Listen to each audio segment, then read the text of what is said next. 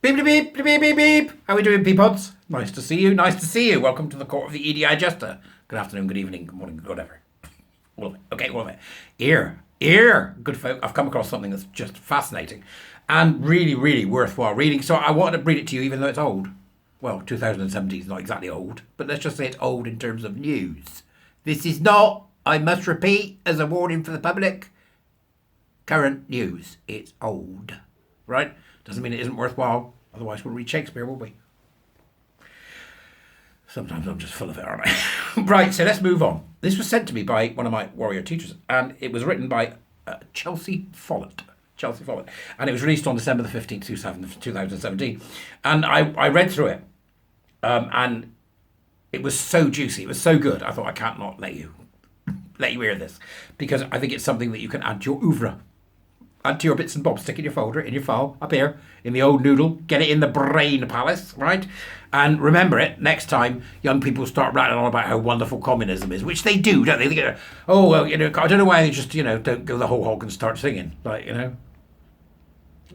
communist marches and communist themes and, oh, God, they did that, didn't they? They did that when they turned up, to have a go at women. There was Lenin people and, Stalin people, and they were holding up their revolting hammer and sickle, which is just as bad as holding up a Nazi flag, both equally murderous. So this is good because it's aimed at millennials, right? Well, I think the Generation Z leader, bloody useless lot they are. What millennials, they're not, I'm kidding. What millennials should know about the Soviet Union. This is really, really good, a really comprehensive thing. So I'm going to read you it. Let's quickly walk through some of the history that those who idealise communism ought to consider. And there'll be people out there, there'll be warrior teachers I've got who'll go, no, that's not communism. No, I'm not having that. Right, so, if you're a communist, good luck to you. Right, I don't get it, but that's all right. I mean, I don't like you as a person. I don't expect you'll be setting up any gulags sooner, considering you work on the checkout at Bob's Builders. When's the gulag come in, Margaret? It's slow but sure. It'll be here when 2028, right? Okay. From here. So what have you done so far? I've read some Stalinesque books. Okay, good, right. Keep marching, comrade. The admiration of young people for communist leaders is slightly down from last year, according to the annual report on US attitudes towards socialism, which was released by Victims of Communism and Memorial Foundation. That's worth knowing about. The Victims of Communism and Memorial Foundation. Joseph Stalin saw the greatest fall in popularity from 12% of millennials reporting a favourable impression of him. Can you imagine? Down to 6%. So there's only 6% of millennials think Stalin was all right.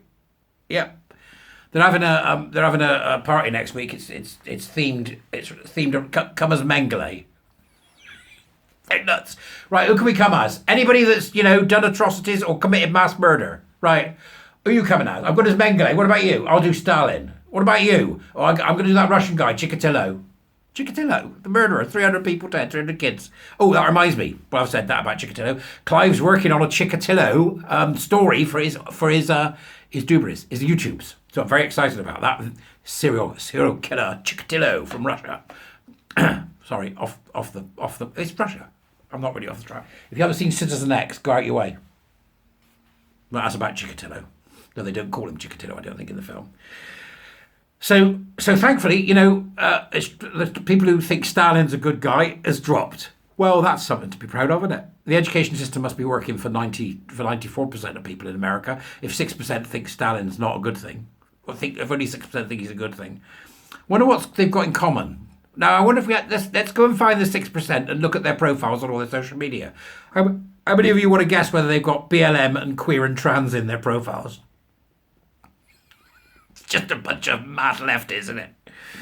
However, a horrifying 23% of Americans between age 21 and 29 believe that Stalin was a hero. That's surreal, isn't it?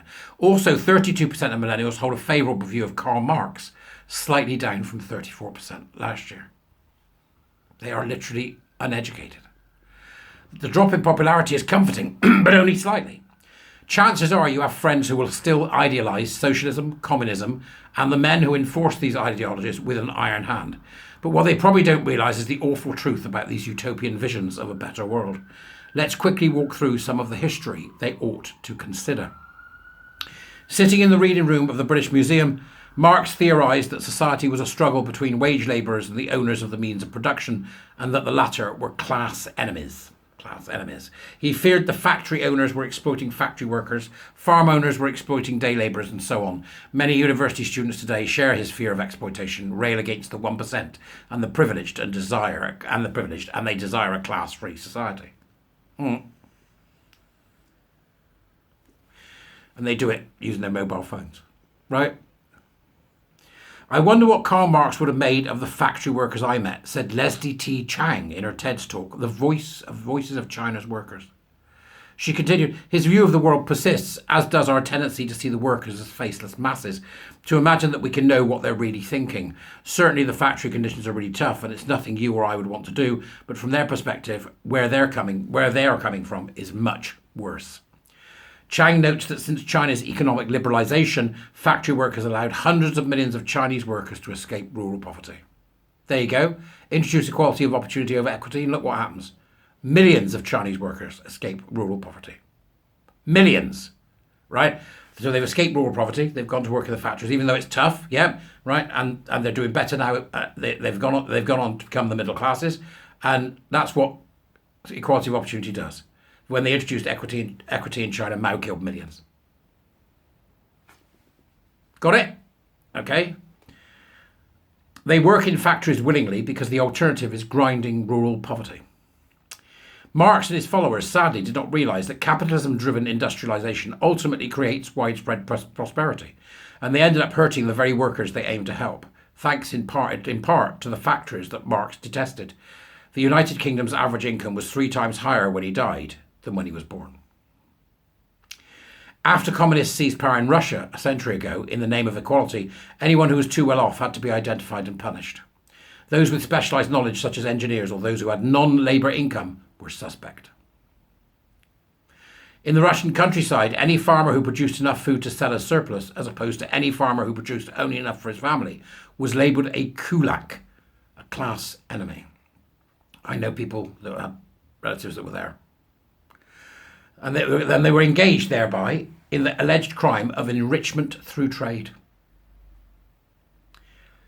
Any farmer who hired help, who owned a creamery or other machine, or who rented out agricultural equipment was also labelled a kulak. The kulak's poor neighbours were encouraged to take away their homes and steal their possessions. Sounding familiar? Comforting his wife, who was troubled that her acquaintance Maruja's family had been imprisoned as kulaks, a devout communist said the following. You see, they can't make a revolution with white gloves. Annihilating the kulaks is a bloody and difficult process, but it has to be done. Maruzia's tragedy isn't as simple as it seems to you. What was her husband sent to the camps for? It is hard to believe that he wasn't guilty of anything at all. You don't end up in the camps for nothing. The man quoted above was eventually arrested and shot. It's always the same, isn't it? No specific charges were ever given. His wife was sent to the labour camp shortly after.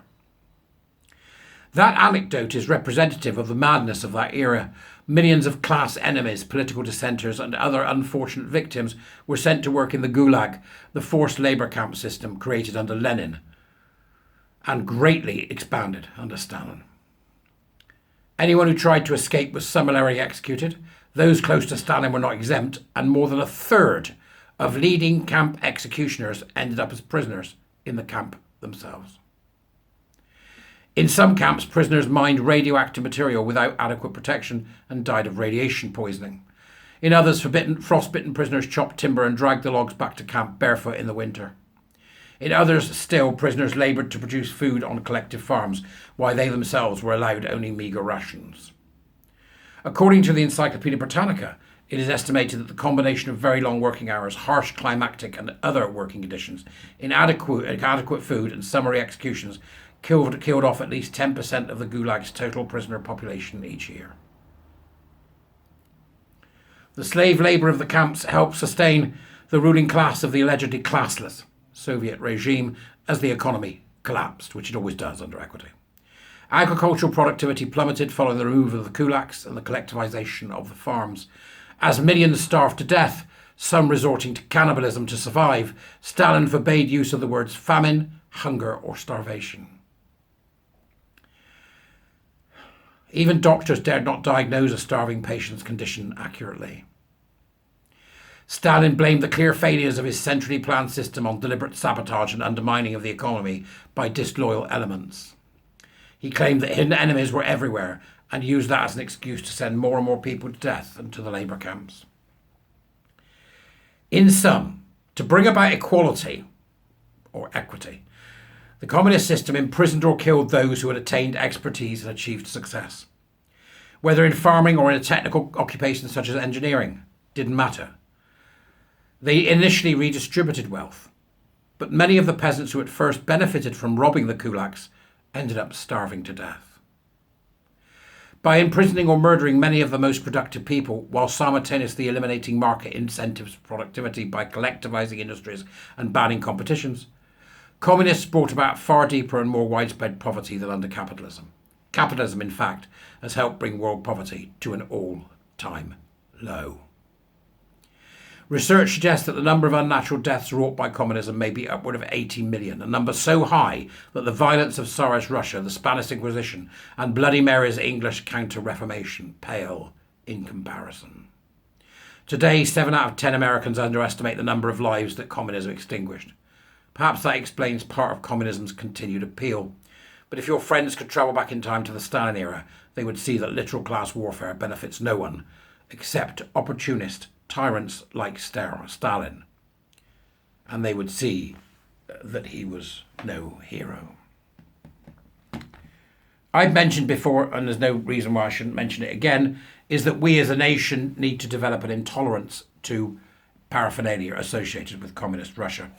And I would say that the hammer and sickle is the first one to go. They should no more display a hammer and sickle as they should a Nazi symbol. It is a fealty to a murderous ideology. They should no more do it. But absolutely not. Okay? So that's for a beautifully written article, and I also think something worth remembering and understanding. I know Jordan Peterson talks about this at some length in his lectures, and we cover this in the Warrior Teacher Program. We talk about this in the Warrior Teacher Program. It's an understanding of how this came about by the use of equity, which is currently being pushed. And people go, yeah, but the people in the universities don't want this. Yes, they do. Don't underestimate them. Yes, they do. Right? Because they want their utopia. They think they're not bad people. Right? Because in order for bad things to happen, you need good people and you need religion, which is essentially what all this, critical race theory is. BLM, queer, trans. It's a religion, isn't it? So it's a belief system, and they really think that they're being led by God, that they have what's called righteous cause mentality. I'm right, therefore anything will be something we do. Right? Which is how it starts. How that bloke sits down at the beginning in what I've just read to you, and tells the story of how he must have deserved to go to the camps. She must have deserved to be cancelled. Now, I'm not saying to you that what's going on now is the same as what's going on then. It obviously is not, right? Obviously not. Same path, though. Same path. You don't think, because that didn't start no, that didn't. That started quietly with a few people, introducing policies, getting them into policies, getting people into the law. And we've got that problem now. We've got lunatic students going into the law.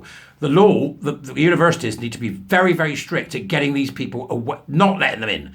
Don't let them go to university if they believe this crap and they want to do law. Because otherwise, 30 years from now, we're just fomenting the next lot of nutters. Something needs to be done quick. No more tolerate the communist symbol or any symbol that praises communism and socialism than you would a Nazi flag. All right? 2023, and here we are. I'll see you later.